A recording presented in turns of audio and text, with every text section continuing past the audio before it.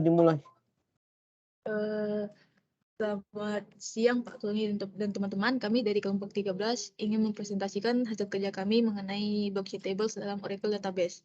Kelompok kami beranggotakan saya sendiri Claudia Christine dari NIM 49 dan juga teman saya Gabriela dari Halim dengan NIM 50 dan juga Grace Cakra dengan NIM 52.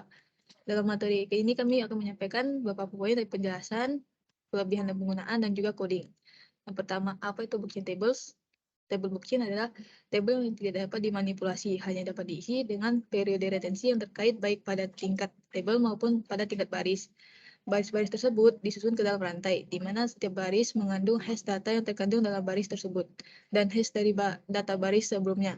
Jadi singkatnya, tabel blockchain itu tabel yang nggak bisa dimanipulasi, hanya dapat di-insert, design, di-verify, dan select. Seperti yang ada di gambar ini, jadi dia operasi kayak statement delete, drop, rename, dan lain-lain dia nggak bisa.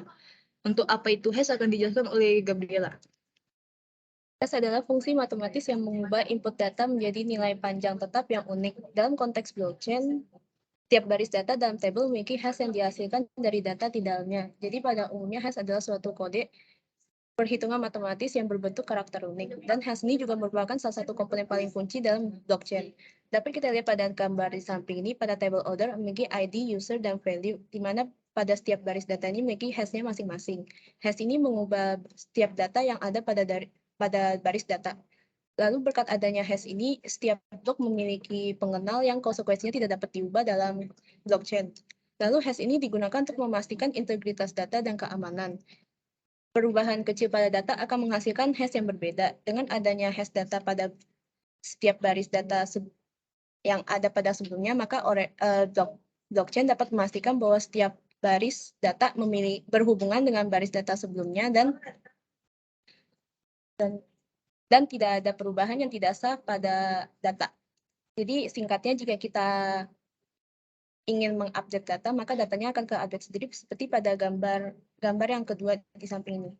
Selanjutnya akan dibacakan oleh Grace. Periode retensi. Periode retensi mengacu pada jangka waktu di mana data disimpan sebelum dihapus atau diarsipkan.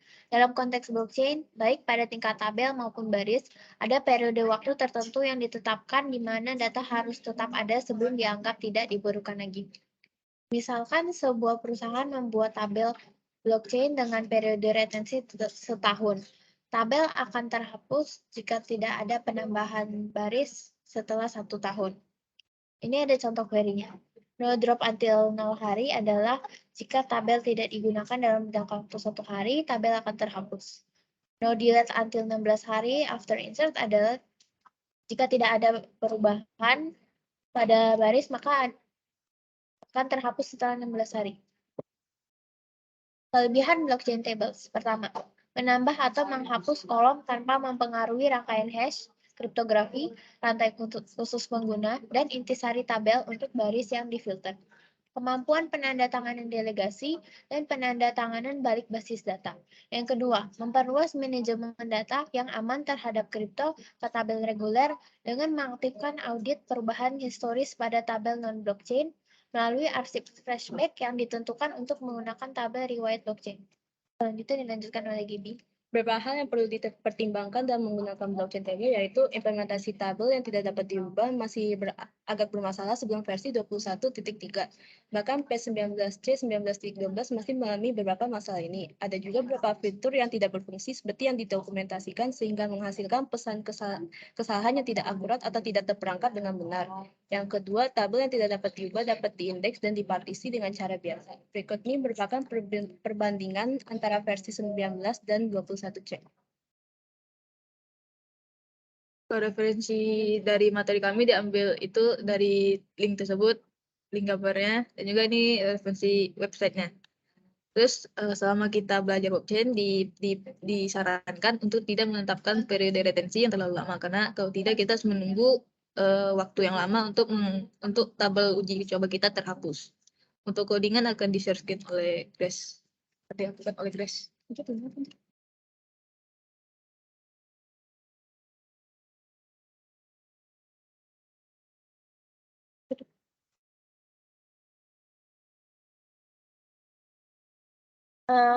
Blockchain hanya dapat dibuat di PDB. Jadi pertama di alter dulu kontainernya ke Oracle PDB.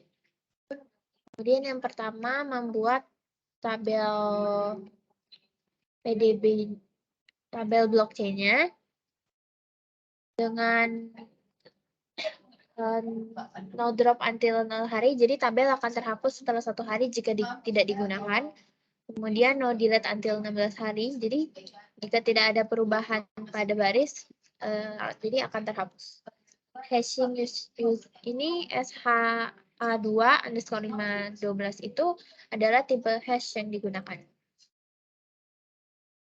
Kemudian untuk pengaturan tabelnya,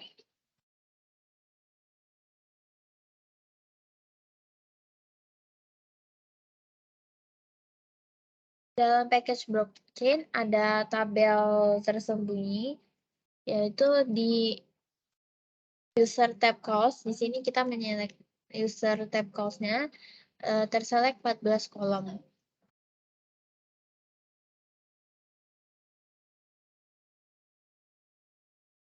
Selanjutnya pengaturan untuk kolom baris retensi. Setelah itu menyelek kolom user blockchain tables. Selanjutnya dijelaskan oleh Gini. Berikutnya merupakan operasi untuk menerapkan periode retensi yang ada di blockchain. Yang pertama, ini kita alter table dulu, ubah ke hari 32 hari setelah di-insert. Ini akan berhasil di-alter, tapi kalau misalnya kita mencoba untuk menurunkan periode retensi ke 16 hari, maka akan muncul pesan error karena dalam blockchain hanya bisa dinaikkan periode retensi tapi tidak bisa diturunkan. Lalu berikutnya merupakan operasi yang dapat berjalan dalam blockchain. Yang pertama itu insert. Ini akan create, habis itu kita save. Setelah itu kita coba untuk mengupdate. Nah, update ini nggak bisa karena nggak bisa berjalan dalam operasi dalam blockchain karena yang bisa cuma insert. Seperti yang disebutkan pada teori tadi. Jadi yang delete juga nggak bisa dan truncate juga bakal error. Nah, ini nggak bisa. Lalu selain insert, ada dari teori ada yang tidak disebutkan yaitu extend atau memperbesar suatu atribut. Jadi kalau misalnya kita mau extend ini bakal berjalan. Tapi kalau misalnya kita mau nge-add kolom, ini nggak bisa, maupun mau drop, itu juga nggak bisa, karena cuma bisa memperbesar suatu atribut, tapi tidak bisa menambah atau menghapus. Selanjutnya akan dibaca oleh Cloud. Nah, di blockchain juga kita bisa melakukan statement PL/SQL dengan menampilkan baris data yang sudah terhapus karena expire. Di sini contoh codingannya, ini kita save output dulu.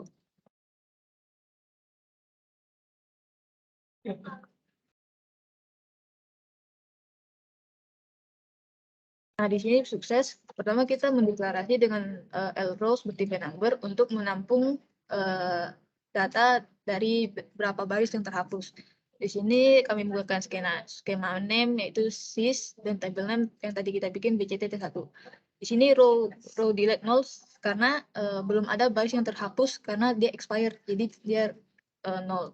Di sini before timestamp-nya null. Kita bisa juga menggunakan berdasarkan batas waktunya. Nah, ini contoh codingan yang menggunakan batas waktu. Kita bisa.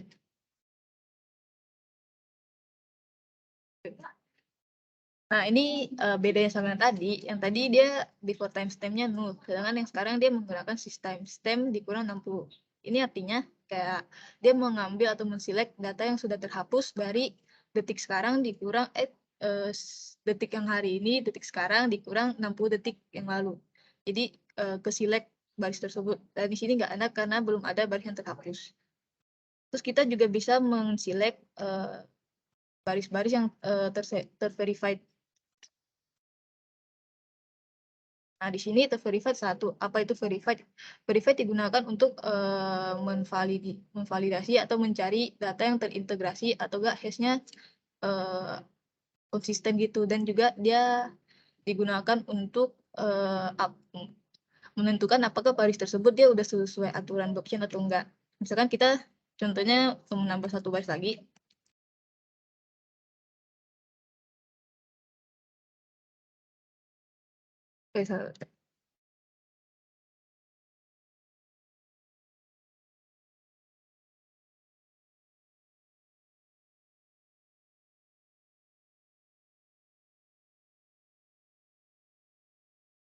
Terus kita men-select ke yang tadi lagi.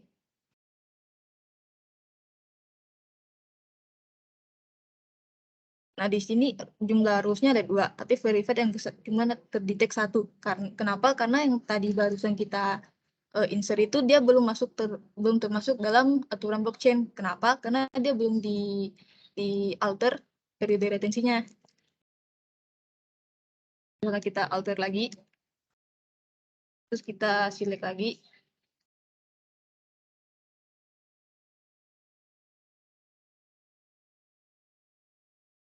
Nah, dia udah ke verified 2, karena dia udah sesuai sama aturan blockchain. Sekian dari kelompok kami, mohon maaf jika ada salah kata. Terima kasih.